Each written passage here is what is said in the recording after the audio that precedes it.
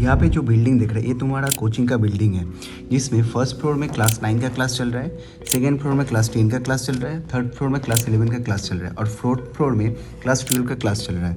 अब मैं मान लेता हूँ कि तुम क्लास 11 में पढ़ते हो, दैट मीन्स तुम थर्ड फ्लोर में हो। अभी मान लो प्रोफेसर H.C. वर्मा तुम लोगों का कोचिंग में विजिट करने के लिए आया है और तुम बैठे हो थर्ड फ्लोर में। तो अभी तुम चाहते हो H.C. वर्मा सर से एक बार मिलने के लिए, लेकिन तुम थर्ड फ्लोर में बैठे हो और सेकेंड फ्लोर में क्लास 10 का बच्चा है और फर्स्ट फ्लोर में क्लास 9 का बच्चा है, वो भी मीट करना चाहता है। लेकिन क्योंकि ये फर्स्ट सेकेंड फ्लोर और ये फर्स्ट फ्लोर में बैठा है तो ये दोनों भी मीट करना चाहते हैं और तुम बैठे हो थर्ड फ्लोर में। मतलब सेकेंड फ्लोर और थर्ड फ्लोर वाला जो स्टूडेंट्स है वो तुमको रिपेल करेगा। तो इस रिपल्शन से की वजह से तुम्हारा इंटरेक्शन का चांसेस क्या हो जाएगा, घट जाएगा। सिमिलर काइंड ऑफ केस एक एटम के अंदर होता है। जैसे यहाँ पे एक प्रोटॉन दिख रहा है और यहाँ पे एक इलेक्ट्रॉन दिख रहा है, तो ये प्रोटॉन जो इंटरेक्ट करेगा, इंटरेक्शन करेगा, तो जो न्यूक्लियर चार्ज होगा जो Z से रिप्रेजेंट करता है, तो ये इंटरेक्शन की वजह से हो रहा है। लेकिन यहाँ पे इलेक्ट्रॉन भी है, इनर इलेक्ट्रॉन भी है। अब ये इनर इलेक्ट्रॉन इस आउटर इलेक्ट्रॉन को क्या करेगा, रिपेल करेगा। अब रिपेल करने की वजह से ये जो इंटरेक्शन हो जाएगा, ये इंटरेक्शन, ये Z जो है, ये इंटरेक्शन मतलब इफेक्ट न्यूक्लियर चार्ज घट जाएगा, घट के ये इफेक्टिव न्यूक्लियर चार्ज हो जाएगा। दैट मीन्स Z और Z इफेक्ट में